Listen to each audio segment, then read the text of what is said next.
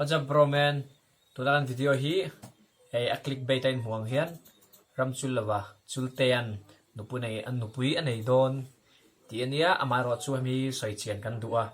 chul lawa hian nupui chu soi lo bial nu pom mu zo lawa chu wangaron shout out sak he ka youtube video ron soi kania ama pon a shelawa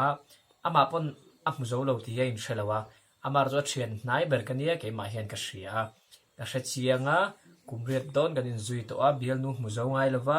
pui tu chu soi lo au pa ve to a kan rei ve to chuwang chuanin tien karon zon sak ania mi